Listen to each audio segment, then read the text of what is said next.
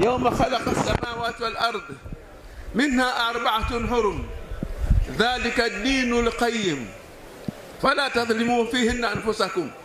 Nataka shekhe tumtizame katika kioo cha aya hiyo moja, inatosha. Aya hiyo moja tumtizame shekhe, tutamuona na mafunzo yake na maelezo yake tutayaona hapo hapo. Baada na kazi yake vile vile shekhe tutaiona hapo. Halafu kuna kazi shekhe alitupa. Kuna kazi alisimama katika msikiti huu akatupa, na nataka niitangaze kazi hiyo sote tuijue tumeachiwa kazi hatujaifanya bado. Mwenyezi Mungu ametuambia katika aya hiyo, katika mwaka kaunda miezi 12, na katika hiyo miezi 12 miezi minne kaifanya kuwa mitukufu. Yani kwa lugha nyingine sio miezi yote sawa sawa, hajafanya miezi yote sawa sawa kama miezi 12, lakini hajafanya miezi yote sawa sawa, kafanya minne mitukufu na mingine ya kawaida. Hivyo ndio alipofanya Mwenyezi Mungu Subhanahu wa Ta'ala. Mtume sallallahu alaihi wasallam katubainishia ile mitukufu inaanzia mwezi wa Rajab, inakuja mfungo pili, mfungo tatu, na huu mfungo 4 ambao tuko ndani yake, ambao katika Qur'ani Mwenyezi Mungu anasema dhalika dinul qayyim, hiyo ndio dini iliyokuwa sawa sawa, hiyo ndio dini. Basi fala tadhlimu fihinna anfusakum, msije mkazidhulumu nafsi zenu. Sasa turudi pale mwanzo kwanza tupatizame vizuri. Mwenyezi Mungu anapotuambia miezi yote si sawa sawa. Siku hizi vijana wana maneno yanazungumza vijini kwamba watu wote sawa sawa. Hii neno sawa sawa linapendwa sana. Sote sawa sawa au watu wote sawa sawa. Wengine wanafika kukufuru kabisa. Wanafika kukufuru wakasema mtume alikuwa binadamu kama sisi. Hakuna kufuru iliyozidi hiyo. Mwenyezi Mungu anatufafanulia kama miezi aliyoumba kwanza hapo si sawa sawa. Habari ya sawa sawa haipo katika Uislamu. Habari ya sawa sawa haipo katika Uislamu. Kwanza hiyo miezi katuwekea minne mitakatifu, lakini ukaja mwezi wa Ramadhani ndio ukaja juu yake zaidi. Kwa nini mwezi wa Ramadhani mtukufu? Ukiuliza utaambiwa kwa sababu Qur'ani imeteremshwa katika mwezi wa Ramadhani. Lakini je, hakuna kilichokuwa kitukufu zaidi kuliko Qur'ani? Jibu ndio. Nini? Ni mtume mwenyewe sallallahu alaihi wasallam. Kwa hivyo mwezi aliozaliwa mtume ni mtukufu zaidi kuliko mwezi wa Ramadhani. Mfungo 6 aliozaliwa mtume ni mtukufu zaidi kuliko mwezi wa Ramadhani. Hayo uliza kwa mabwana, mambo ya ndani utayapata hayo. Tumeyatafuta tukayajua. Kumbe mfungo 6 ni mtukufu zaidi. Maana mwezi wa Ramadhani ni mtukufu kwa sababu imeteremshwa Qur'ani. Lakini Qur'ani kateremshwa nani? Allah, yule aliyeteremshwa Qur'ani atakuwa chini yao atakuwa juu. Kwa hivyo mwezi wa mfungo 6 ni mtukufu zaidi kuliko Qur'ani. Lakini hapa kwanza tuelewe miezi si sawa sawa. Na Sheikh katufundisha malezi, wewe muridi yote anajua. Ukiingia mwezi wa Rajab tunafanya nini?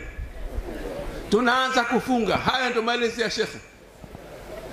Hayo la tamala sema Mwenyezi Mungu dhalika dinul qayyim, hiyo ndio dini kwa sawa sawa. Ujue kwamba kuna vipindi hichi kipindi ni kitukufu kuliko kingine. Kwa hivyo wajibike zaidi. Ulipofika mfungo 3, ndugu yetu Mayovu katurushia kila pale katika maandishi. Jamani, mfungo 3 umefika. Wale kwa hawajaenda hija wanajua wafanye nini kwa malezi ya Sheikh. Mfungo 4 huu umeanza kadhalika malezi ya Sheikh. Anasemaje? Anaheshimu yale maneno ya Mwenyezi Mungu Subhanahu wa Ta'ala kwamba sisi siku zote sawa sawa. Hivi ndivyo alivyotulea. Si miezi tu, lakini ardhi zote sawa sawa? Hapana. Ardhi zote si sawa sawa. Kila mtu anajua. Kwa ufupi tu, ardhi ya Maka na ardhi ya Tanzania sawa sawa? Hakuna sawa. Ardhi ya Maka na Tanzania si sawa sawa. Mtu anajua kama kule ukisali sala moja sawa sawa na sala 100,000 ukisali hapa. Si sawa sawa. Dhalika dinul qayyim, hiyo ndio dini iliyokuwa sawa sawa. Lakini hata humu ndani ya Tanzania misikiti na zile kwa misikiti sawa sawa? Hapana. Kule kwetu Zanzibar kuna ngoma inatompaka choka beni. Wakati wengine wakatoa maharusi upita mabeni akawa anazunguka mjini, lakini ukaribia msikiti hata wale walevi wale wapiga beni anajua jamani msikiti huo. Kwa heshima ya msikiti wanaacha kupiga beni, kwamba msikiti ni si sawa sawa na ardhi yako kwa. Msikiti si sawa sawa na majumba yetu, lakini hata ndani ya msikiti si sawa sawa. Sio sehemu zote sawa sawa. Sasa ndugu zangu, si sawa sawa. Namo misikiti inapitana. Msikiti kila ukiwa wa zamani zaidi ni mtukufu zaidi. Ule msikiti wa Maka, mmoja katika kilichoupa mtukufu ni ule kwamba ni msikiti wa tangu wa kauli ya Mwenyezi Mungu ndani ya Qur'an. Kaanza kuabudu tangu Nabii Adam alayhi salam. Kwa hivyo kila msikiti kwa zamani sana unakuwa na daraja kubwa sana. Bali kila msikiti ukiwa unatajwa Mungu zaidi, basi unakuwa na sharafu zaidi mbele ya Mwenyezi Mungu. Na huu msikiti wetu Sheikh akatuambia tuutunze sana. Huu msikiti una baraka nyingi sana. Dhikri zinazosoma katika msikiti huu husipati katika msikiti mingi wakifata wakimaliza kusali wanaua shift mara moja wakaondoka. Hapa panaendelea na kazi mpaka jua linachomoza, kama alfajiri mpaka jua linachomoza. Baada kila sala utaona watu wametulizana kabisa wanamtaja Mwenyezi Mungu. Vitu vile vinaupa sharafu msikiti. Lakini ndani ya msikiti vile si sawa sawa. Mimi nakumbuka binafsi yangu niibie mwaka 82 nilipata fursa ya kwenda kusoma Marekani. Nikiwa hapa Dar es Salaam. Nilikuwa na ndugu yangu Shahamidin Maalim Siasa na Said Omari, nikapewa taarifa. Kaja nikamwambia Sheikh, ikabidi niende Zanzibar, nikatoa taarifa kwa serikali nimepata nafasi. Mkubwa wangu wa kazi, katibu mkuu, akasema siwezi kuondosha mimi kazi yako, sisi na mwingine wa kumpa kufanya. Nikasema nifanyaje? Nikaondoka nikaenda mpaka msikiti Gofu. Msikiti wa zamani sana uliopita mashaka wakubwa. Nikachukua udhu, nikasimama pale alipokuwa akifanya ibada Sheikh Suleiman Muhammad Al-Alawi. Wengi mnamjua. Tuna hadhara yake sisi hapa katuachia Sheikh. Nikasema watakhidhu min maqami Ibrahim musalla. Maneno yale ukienda hija unasema katika makamu Ibrahim. Nikasali raka 2. Nikamwambia Mwenyezi Mungu umetupa amri tukasome. Lakini mkubwa umetupa amri nyingine tuwatii wa viongozi wetu. Kuna amri yako ya kwenda kusoma na amri yako ya kuatii kiongozi, lakini kiongozi wangu hataki nikasome. Sasa lipi katika maulidi nifanya na kuachia mwenyewe ya Rabbi? Nikarudi ofisini baada ya nusu saa, nikaitwa na mkubwa yule aliyenizuia. Akanambia akazungumza na mkubwa zaidi huko, wakubwa wa serikali wamesema niende. Nikamtizama nikabuliza kama nibishane na wewe, nigombane na wewe, unanizuia kwa nini uziwe nikasome? Sijagombana na wewe. Nimejua namna ya kupita. Hizi njia katufundisha Sheikh Muhammad bin Nasr bin Abdullah Al-Qadir radhiallahu anhu. Katufundisha kama sio kila pahala sawa sawa. Watu wote si sawa sawa. Hal yastawi alladhina ya'lamuna wal ladhina la ya'lamuna? Je, walio wenye elimu na wasio na elimu sawa sawa? Sheikh katufundisha kuwatukuza wenye elimu. Na yeye akawatukuza wenye elimu. Yeye akafanya hadhara. Kila aliyefanya kazi katika dini hii akatuanza sina Abubakar. Hatuna hadhara taandika kule. Tunawe watu waache wakubwa hao. Njoo kina maimamu. Hatuna hadhara wapi keko ya Imam Shafi. Kumtukuza Imam Shafi. Sheikh kawatukuza wote waliomzidi. Kawatukuza mpaka leo. Hadhara zile zinaendelea. Unaonaje siku tukisimama keko pale tukampelekea Imam Shafi la ilaha illa Allah 70,000? Unaonaje alipo Imam Shafi? Hatoke kaja kwa Sheikh? Anatoka alipo akaja kwa Sheikh akamwambia asante sana, maana kazi ile anapelekewa salamu zile kapelekewa na watoto wa Sheikh Muhammad Nasr, ni mafundisho ya Sheikh Muhammad Nasr, anarudi kwa Sheikh kuja kumshukuru Sheikh. Na ndivyo hivyo wote mabana tunafanya hadhara zao wanarudi kuja kumshukuru Sheikh hapa alipolala. Allah. Sasa mabana hamengine kama hamuyazingatii ni tatizo.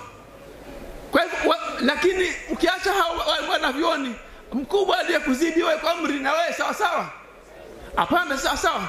Hivi ndivyo alivyotulea shekhe. Mkaji wa kiti kwenye basi, katokea mtu alikuzidi umri, unanyanyuka. Hayo ndio malezi ya shekhe. Siku moja nakata tu mara moja, kulikuwa na hadhara Kigamboni.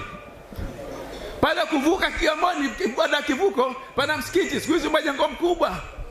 Wenyewe kina Shemakame yuko pale muona. Pana hadhara.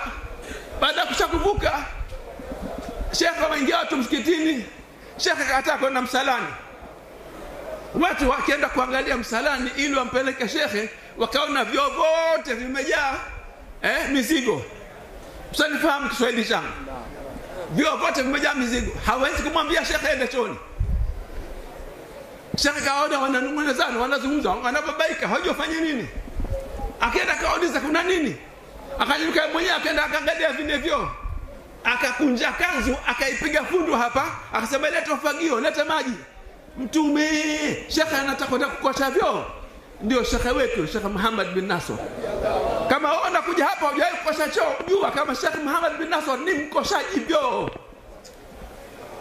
Sawa. Katika moja alikuwa akifanya wakati anamhangaika kumtafuta Mwenyezi Mungu, saa 8 za usiku, wakati wewe ni mkuu wa mkoa. Kule Zanzibar mkuu wa mkoa. Akiamka saa 8 za usiku, akichukua ndoo yake na ufagio, akichukua gari yake, zamani kulikuwa Zanzibar vyoo vya serikali, akienda choo kimoja baada ya kingine. Anasafisha, anakosha mote mle. Mwenye uharibifu. Watu wakija asubuhi, ndio mkubwa wa mkoa mzima anakuwa anapita kukosha vyoo. Wewe umekuja hadhara shekhe, nani alishawahi kwenda kukosha vyoo huko ndani? Basi hiji kama hujawahi kukosha, nenda kakoshe, ndio sunna ya shekhe hiyo. Usijione wewe mtukufu. Shekhe katufundisha unyenyekevu. Katika malezi yake shekhe ni unyenyekevu. Na yeye shekhe kanyenyekea. Yeye akikosha vile vyoo na kuuliza, wanakuwa wanakuja asubuhi wakinufaika hawanufaiki. Hayo ndio maneno ya Mtume sallallahu alaihi wasallam. Mbora wa watu ni yule mwenye kuwanufaisha watu. Alladhi anfa'u nas. Mwenye kuwanufaisha watu ndio mbora wa watu. Yeye ni kuulize wanakuwa wanakuja viona asubuhi wakinufaika hawanufaiki. Hiyo ndio kazi ya shekhe. Alipohamia hapa Burahati, shekhe ilikuwa kazi. Watu wakaja kumuuliza, shekhe unakuja huku? Sio Burahati ya leo. Ya leo nzuri. Umo mwingine kajenga vivuko sio? Lazima vivuko. Ilikuwa tope tupu. Tukija kwa shekhe inabidi turuke tope na uchafu na nini. Kila penye tope alikuwa anakwenda anajenga ili watu waweze kupita. Shekhe unakuja huku? Hapa walikuwa madebe ya pombe, sio ndoo za pombe. Pombe zikipikwa kwa matangi, kwa mapipa hapa. Saida kama shahidi wangu hapa. Na wapigaji magoma wakubwa walikuwa hapa. Akaulizwa, shekhe unakuja huku kwa wapika pombe? Akasema naam, hawa wapika pombe na wapiga magoma ndio niliwafuatamie. Hawa watu wazuri wa mjini na washama shekhe wa mjini. Hawa ndio waliwafuatamie. Hapa siku za mwanzo hapa ukija katika hadhara shekhe palikuwa wanaume hapa akipiga saadia. Hii miti ya msikiti wanapanda mpaka juu kuna huko wanapiga saadia. Inaparamiwa. Ukimuuliza anakwambia wewe unajua mishakati wapi? Mimi nilikuwa napiga magoma. Huyu anakwambia mimi nilikuwa mpika pombe. Huyu anakwambia kila mmoja anakwambia badala lake alilokuwa nalo. Wote shekhe wasilimisha akawaleta msikitini. Huyo ndio Sheikh Muhammad bin Nasr. Sayyidina Abdul Qadir Jailan. Nasema kwa ufupi kwa wale wengi walikuwa hawamjui shekhe walikuja hapa. Na wanafikiri wamekuja wao kwa amri zao, si kwa amri zao. Wameletwa na Mwenyezi Mungu. Allah. Kiasi Mwenyezi Mungu alichoridhika na alivyompenda Sheikh Muhammad bin Nasr ndio kulofanya kama hivi. Leo tunasuluhisha hadhari hii leo inatugharimu milioni 54. Hii shughuli inatugharimu milioni 54. Zinatoka mifukoni? Jibu hapana. Kuna mwingine kavuna mhogo huko, kapakia mhogo kaja za lori zima akatuletea hapa. Wageni wa shekhe wale mhogo. Mwingine kalima mpunga kahama huko, kapakia. Mwingine Dodoma anapakia alicholima analetea wageni wa shekhe. Sisi hapa sote ni wageni wa shekhe ndugu zangu. Sisi ni wageni wake. Wageni wake yeye siye mwenyewe Mwenyezi Mungu. kwa ridhaa aliyomridhia shekhe, ndio sasa imekuwa hivi leo. Watu wana wiki 3 wameaga makwao, wameanza hapa tangu Jumatano mpaka Jumatano, Jumatano nyingine mpaka nyingine tahafadhi Zanzibar, Jumatano nyingine mpaka nyingine Pemba. Tukimaliza hizo halafu tunaanza mikoani, leo mkoa huu, leo mkoa huu, leo mkoa huu, sitaji moja moja. Zote hizo anapelekewa yeye la ilaha illallah 1070, na ukiacha visomo vingine. Unaniambiaje katika miaka hii 20 na ngapi sasa hivi? 20 ngapi tangu hapa shekhe? 21. Katika miaka hii yote na unadhani shekhe yuko wapi sasa hivi? Visomo vyote hivi anapelekewa yeye mtu mmoja. Yuko wapi sasa hivi makamu yake? Yuko pahala pakubwa sana. Yuko pahala pakubwa sana. Hayo ndio yalomfurahisha na Mwenyezi Mungu Subhanahu wa Ta'ala. Kazi aliyofanya kutufikisha pahala sisi hapa leo tukajua la ilaha illallah, alhamdulillah. Huyo ndio Sheikh Muhammad bin Nasr kwa ufupi. Ukiwa na watu wameinama piga la ilaha illallah nyingi, hayo ndio malezi ya Sheikh Muhammad bin Nasr. Ukiwa na watu wanyenyekevu tunabusiana mikono, hayo ni malezi ya Sheikh Muhammad bin Nasr. Katufundisha unyenyekevu. Unyenyekevu ndio Uislamu. Alikuwa bora wenu nani? Inna akramakum indallahi atqakum. Bora wenu ni yule aliyekuwa mcha Mungu. Katufundisha ucha Mungu shekhe. Ucha Mungu sio utukufu. Ndio maana kaanza kwenda kuosha vyoo na yeye mkuu wa mkoa mkubwa sana serikalini. Baada ya Mngereza yeye. Lakini akaanza kwenda kuosha vyoo. Je, sisi tutafanya nini? Kwa hivyo ukiwa wewe una kiburi, wewe sio mtoto wa Sheikh Muhammad bin Nasr. Ili wewe mtoto wa shekhe, wewe lazima usiwe na kiburi. Usiwe na kiburi. Na wewe ujikubalishe kwamba wewe mkosaji vyoo. Hivyo ndio alipokuwa shekhe. Ndio alipopanda kwa Mwenyezi Mungu akapata cheo hichi. Hata leo Mungu atatukusanya kutoka baina Uganda, Kenya, Uganda, sote tuko hapa kwa ajili yake. Si hiari yetu, hapana. Hiari ya Mwenyezi Mungu Subhanahu wa Ta'ala. Sawa. Kwa hivyo ndio hapa tunasema kwa hivyo kwamba si sawa na rudi pale kwenye sawa. Dhalika dinul qayyim. Hii ndio dini ilikuwa sawa. Dini sawa ni kutambua kama si sote si sawa, wala vitu vyote si sawa, ardhi zote si sawa, majumba yote si sawa. Nani hapa sawa na mzazi wake? Hayupo. Sheikh katufundisha utiifu na unyenyekevu kwa wazazi. Yote hapo, hii ndio dhalika dinul qayyim.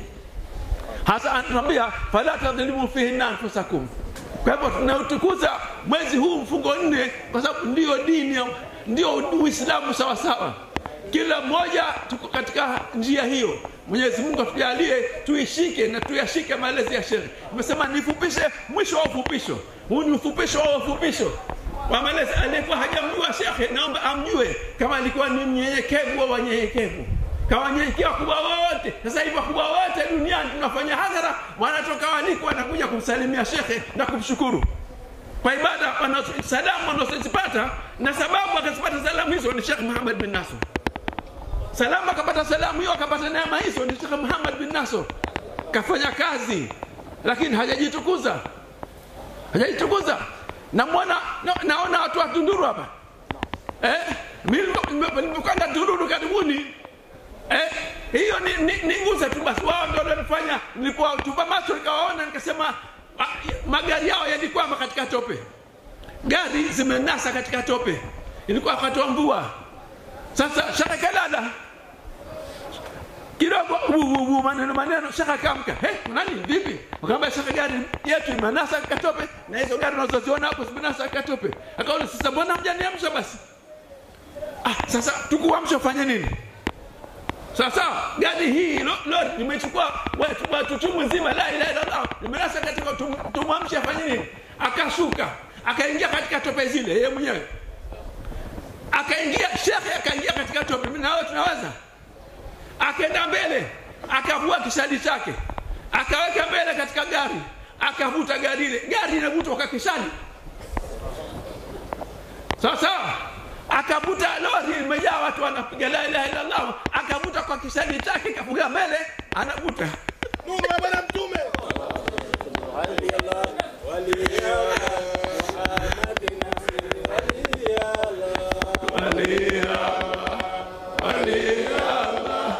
Muhammad Sheikh Muhammad bin Nasr, na magari yale yote akavuka katika zile tope kwa sababu ya kisali chake.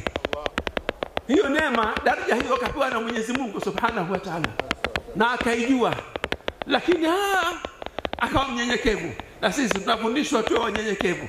Sasa sitaendelea kumzungumza shekhe, nitaka kidogo, japo chembe tu kidogo, wale wasiomjua wafahamu shekhe akapata wapi makamu haya. Hata tumefahamu leo na mwanamtu hapa katika mkoa mmoja kule, mkoa ni alikotoka yeye, katika viongozi wa BAKWATA kule, yeye katika wanaozesha, nimemwona hapa leo nje huko, simsemi au katika mkoa gani. Nimeshtuka, hata wewe sijatarajia. Kaja na nani? Si hiari yake, lakini najua sio hiari yake, najua si hiari yake, na sisi sote tumekusanyika hapa si hiari yake. Hapa tunahitaji tuseme alhamdulillah, alhamdulillah, tumshukuru Mwenyezi Mungu kutujalia leo tukawekwa hapa kumtukuza Sheikh Muhammad bin Nasr aliyotukuzwa na Mwenyezi Mungu. Kashatukuzwa na Mwenyezi Mungu. Ukija hapa ni kwa faida yako, sio yeye. Ukija hapa faida yako wewe, sio yeye. Hii ni neema yako wewe, na usifikiri kila mmoja tuliyokuwa hapa anatuona. Hapa roho yake ipo, anazunguka anatutazama mmoja mmoja, na fulani yupo, na fulani yupo, na fulani yupo. Mwenyezi Mungu malaika wake wanamjulisha huyu anaitwa fulani, huyu anaitwa fulani, mmoja mmoja tuliyokuwa hapa. Ndio maana hatuwezi kukosa mkusanyiko huo. Ndio maana nikaanza kusema hii ni arifa yetu. Sasa namaliza kwa kazi anotupa shekhe. Kazi anotupa shekhe, ndugu zangu, alisimama hapa juu, mkono wa kushoto wa msikiti huu, alisimama akatazama huku nje, akasema anatamani hili eneo hili lote lingekuwa la muridi. Lote hili msikiti ukatanuka ukaenda mpaka kule bondeni. Sawa, sisi tulihangaika mara tutanua nyuma, mara tuende huku, mara tuende huku. Sipo alipotaka mwenyewe. Kauli yake anatarama hili eneo lote. Sasa hivi ninapoambia, mwaka jana tumekuja hapa, tulikuwa tumenunua nyumba moja hiyo hapa. Mwaka huu tunaambia na hii hapa mbele tumeshainunua. Bado nyumba mbili hapa. Bado nyumba mbili. Tukamilishe ndoto za Sheikh Muhammad bin Nasr, kutanua msikiti utende kule pembeni. Bado nyumba mbili tunahitaji tuzinunue ili msikiti utanuliwe. Chini ya uongozi wa Said Uthman bin Said Muhammad Abdul Qadir, Abi Said Abdul Qadir radhiyallahu anhu, tunataka tutanua msikiti. Kwa hivyo kazi hiyo ndio kazi ile tuwasheshe, hatujaifanya bado. Kwa hivyo wale waandazi, wale makhalifa, wale kwa hapa, nataka hivi, mie kwa nafasi alionipa shekhe ya ukurugenzi wa fedha na mipango, kwa niaba yake shekhe, tunataka kila mtu aliyekuja hapa leo ampe shekhe zawadi yake. Kila mtu aliyekuja hapa umpe shekhe zawadi. Ulichonacho mfukoni, Mtume akipiga mbiu ya mgambo, watu wote kila mmoja kitu alichonacho. Na wewe sasa sema hii shekhe nakupa zawadi yako. Kila mmoja atoe alichonacho mfukoni. Tanua msikiti huko. Sasa leo mnaona vyo tumeongeza vyo huku na huku. Tumeongeza vyo. Kwa hivyo tunaomba makhalifa wasimame na kofia zao, simame tuzunguke, kila mmoja ampe shekhe zawadi. Huna laki, huna milioni, huna shilingi 100, mpe shekhe shilingi 100 yako. Sawa, nia yako na kwamba unampa shekhe. Nia yako sema hii shekhe, Mwenyezi Mungu natoa zawadi nampa shekhe kwa lengo lake anataka shekhe kutanua msikiti huu, ule msikiti upate kutanuka. Sawa, makhalifa zungukeni, kila mmoja na kofia, wala usiwe na wasiwasi. Kofia zote zijazwe. Hakuna atakayechukua senti yako hata moja, hawezi. Hasubutu mtu. Atakayetaka kuangamia basi aibe japo shilingi 1 katika hizo zile changu hapa. Hapo utakuwa umejiangamiza nafsi yako. Kwa hivyo kila mmoja kwa alichonacho. Ogopa wewe mwenyewe kubaki na pesa ukawa usichangia katika mchango huu. Kama hujachangia mchango huu, ogopa. Kama Mungu anakuona una kitu na hujatoa katika ulichonacho, wala usiogope, mkatoa zote ulizonazo. Usiogope, toa tu zote ulizonazo, na uamini kabisa kama Mwenyezi Mungu atarudisha na kujaza mara 10 au mara zaidi. Hivi ndivyo alivyokuwa na Sheikh. Hapa wako makhalifa wengi sana. Makhalifa wengi walisambazwa katika maeneo mbalimbali katika Tanzania hii. Sheikh alikuwa yuko hapa msikitini. Wakati mwingine aliletewa sadaka na matajiri. Aliletewa burungutu la fedha. Pale akaita watu fulani, hai andika mko hii khalifa fulani, hii khalifa fulani, mikoa mbalimbali, akiwatuma watu huku kusini Khalifa Juma, Mwenyezi Mungu amrehemu, huku katikati Khalifa Simai, Mwenyezi Mungu amrehemu, ndugu zetu wasatangulia mbele haki, akiwatuma makhalifa kote alikuwa sambaza Sheikh kufundisha dini, akiwapelekea pesa. Mwisho anagawa pesa zote, habaki hata na senti moja yeye mwenyewe, familia yake na wake zake na watoto wake hawapati kitu. Baba, ndugu zanguni, kila mmoja atoe alichonacho. Kila mmoja na mie isiwe lima takuluna ma la tafaluna. Na mie vile vile nilicho nacho hii hapa. Kuna 100,000 mfukoni kwangu, na mimi nataka hii itoke. Hii hapa 100,000 na mie hiyo mchango wangu. Sawa? Kila mmoja toa alicho nacho. Tena uamini kabisa kama hicho kitazaa na kuzaliana, wala usiwe na wasiwasi. Mwogopa Mwenyezi Mungu. Amini kabisa kama huu mchango, mwambie Sheikh nakupa mchango wangu huu wa kutanua msikiti. Uzae na mimi nakuomba na mimi unitizame, uniombee Mungu. Mwenyezi Mungu atujalie sote tunyanyuke. Na kazi alituachia Sheikh tuifanye. Msikiti huu tutanue. Tutanue. Leo tunapata shida hapa. Vyo havitutoshe. Alhamdulillah tumeshatanua vyo katika majengo haya mawili tuliokuwa tumeshanunua, lakini bado tuna kazi kubwa ya kufanya ndugu zangu. Na tukirudi Sheikh Saleh yupo hapa. Sheikh Saleh yuko hapa, katoka kidogo. Na yuko Sheikh Saleh hapa. Basi kila Ijumaa kwa hisani zenu shilingi 1,000, na mwachia Sheikh Saleh amalize hapa palipobaki. Maana hasa hii kazi yake tumempa hii, apokee hii michango. Hebu waambie ndugu zangu. Assalamu alaykum warahmatullahi wabarakatuh. Kwa niaba ya mkurugenzi wangu, mchango wetu bado unaendelea. Hali tuliyokuwa nayo ni tete sana. Msikiti unaona jinsi ulivyofurika. Haututoshi. Maelezo mengi nadhani nimeshaeleza kuhusu msikiti, lakini upanuzi ndio jambo kuu. Tunataka tuupanue msikiti, na kila Ijumaa muridi wote duniani tunatakiwa tuchangie shilingi 1,000 kwa ajili ya ujenzi wa msikiti huu. Kila Ijumaa uhakikishe na shilingi yako 1,000 unaituma kwenye namba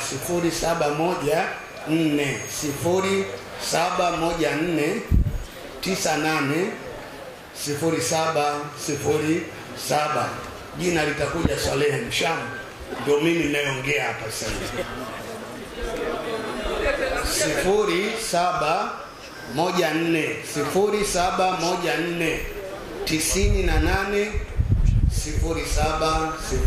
0714980707.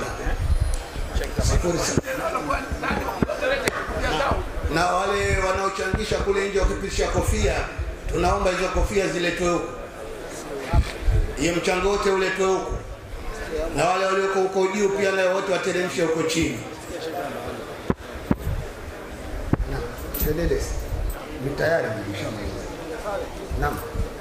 Labda pesa ziko kwenye simu, labda wanafanyaje kwa sasa? Kwa sasa hivi ambao hawana pesa ya kuweka hapa moja kwa moja, waitume kwenye hiyo namba niloitaja.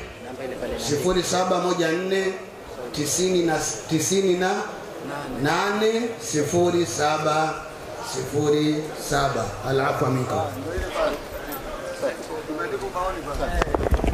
Nitaka Sheikh Saleh kwa aya na hadithi tuone shahadaku huyu, nataka aendeleze hapo, lakini tunataka watu wamuelewe Sheikh. Naam.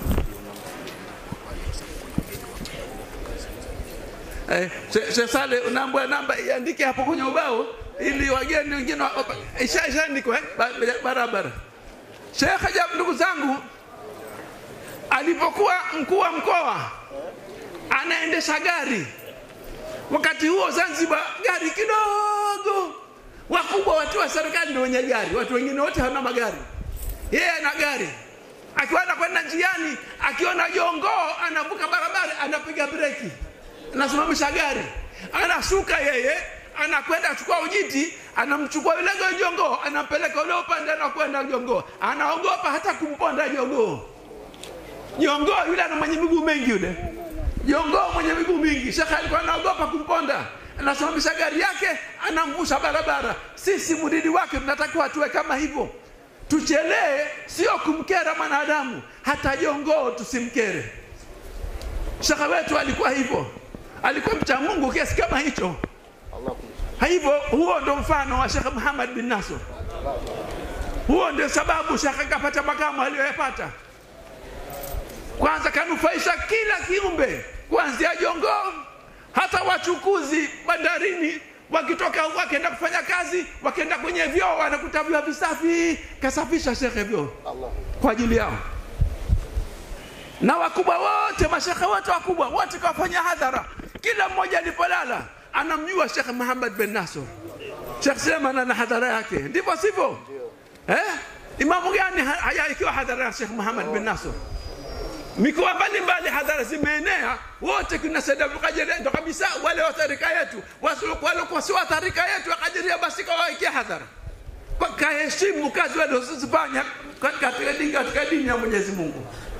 Huyo ndio Sheikh, ndugu zanguni. Siyataka kuzungumza gazeti wa tarehe gani nini, vitu hivyo, vitu vya kawaida, lakini tumuelewe Sheikh makamo yake aliyokuweko. Kofia huko sije jamani. Navuta kidogo ili mwenye kofia wapate kuwahi kuja nazo.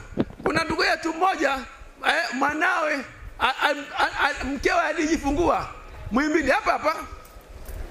Mkewe alijifungua akawa siku ya tano mtoto hajakojoa. Yule bwana akaja kwa Sheikh hapa. Sheikh, mke wangu kajifungua leo ya 5, mtoto hajakojoa. Anaondoa labda apasuliwe. Sheikh akamwambia hapana, njoo nete mkono. Akampa mkono Sheikh, akamwambia mkono nakupamie, usimpe mtu yoyote mpaka ukifika hospitali. Nenda hospitali mkono wako, usimpe mtu mwingine. Ukifika hospitali mpe mwanao mkono wako. Mwambie Sheikh Muhammad Nasr anakuambia akojoa. Sawa? Mwambie Sheikh Muhammad Nasr anakuambia akojoa. Yule bwana akatoka na mkono wake kaufumba, kila mtu anamtolea salamu, kafunga kimya mpaka Muhimbili. Akafika akampa mkono mwanawe, akamwambia Sheikh Muhammad Nasr akamwambia akojoa. Bali mkojo ukatoka. Wallahu wa rasuluhu aalam. Wassalamu alaykum wa rahmatullahi wa barakatuh.